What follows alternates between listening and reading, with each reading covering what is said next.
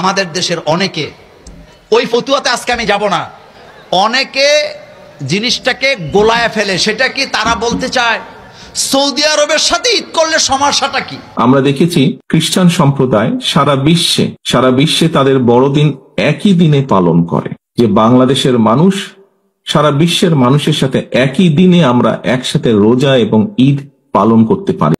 বাংলাদেশে বাড়াবাড়ি করে, একদিন আগে ঈদ একদিন পরে ঈদ। ইসলামের এত সুন্দর ও সর্বোত্তম সংস্কৃতি নিয়েও বাংলাদেশে বাড়াবাড়ি করে, একদিন আগে ঈদ একদিন পরে ঈদ। এই মাওলানা মৌলভী সাহেবদেরকে সারা বছর দেখা যায় না। একদিকে ঈদের চাঁদ উকি দেয়, আরেকদিকে ওনারা উকি দেয়। বছরে 2 দিনই ওনাদেরকে দেখা যায়। বিষয় একটাই, আমরা আরবের সাথে মিল রেখে ঈদ করব, আরবের সাথে মিল রেখে রোজা রাখব।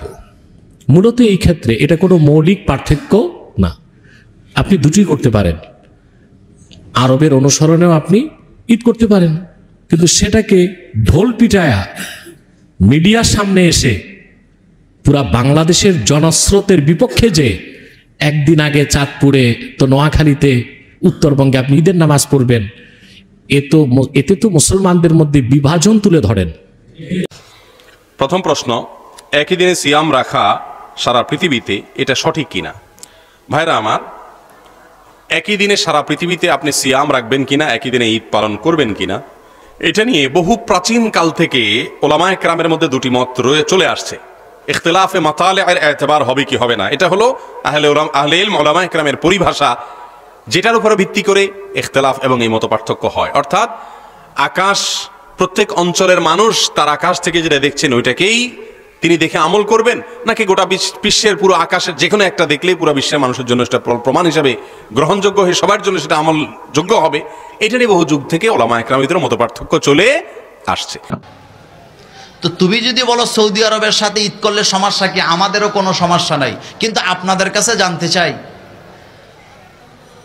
সৌদি আরবে যখন ফজরের নামাজ পড়ে, আমরা যদি তখন ফজরের নামাজ পড়ি, নামাজ হবে?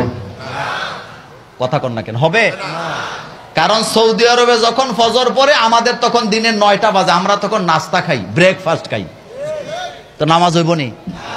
আমরা যখন মাগরিব পড়ি, সৌদি আরবের এরা যদি আমাদের সাথে তাল মিলে, যে তারা আমাদের ভাই, সারা দুনিয়া এখন ফেসবুকের যুগ, এখানের খবর ওখানে চলে যায়, তারা যদি আমাদের সাথে তাল মিলাইয়া মাগরিব পড়ে, ওদের নামাজ হবে তো?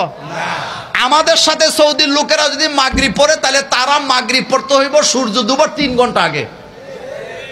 কথা কি ঠিক বললাম? ওইবনি? তো এই জায়গায় আপনি ফতুয়া দিয়ে ফেস লাগাইতেছেন কেন?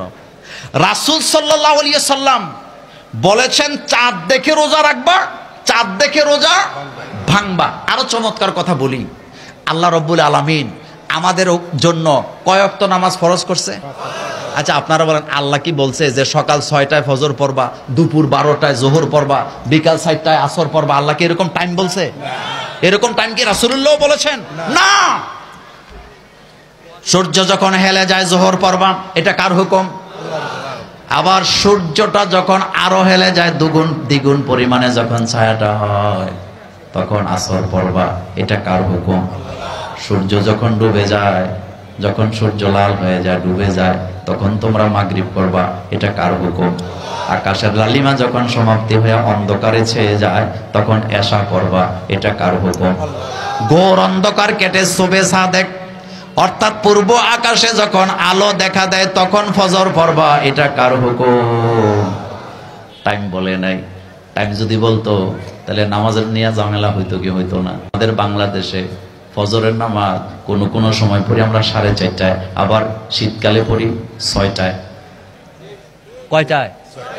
মাগরিবের নামাজ শীতকালে আমরা পড়ি 5টায়, আর গরমকালে 6:55-তে মাগরিবের আজান। তো টাইম কি মিলে নাকি? এই জন্য ইবাদতের সময় আলামত আল্লাহ বলে দিছে, এই জিনিসগুলো দেখলে এই সময় ইবাদত করবা। এখন এটা যতটা বাধ্যক ওইটা বিষয় নয়, আমি যেভাবে বলেছি সেভাবে ইবাদত করো। হুকুম কার?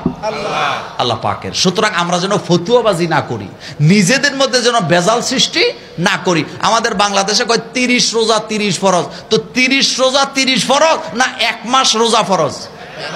1 মাস। এটা আল্লাহ বলছে আইয়ামা মাদুদাত। হ্যাঁ, ফামান কানা মিনকুম মারিদান, এই অবস্থায় যদি তোমাদের মধ্যে কেউ অসুস্থ হয়ে যাও, আও আলা সাফারিন ফাইদ্দাতুম মিন আইয়ামিন উখার, তাহলে তোমরা কি করবা? পরবর্তীতে রোজাটা রেখে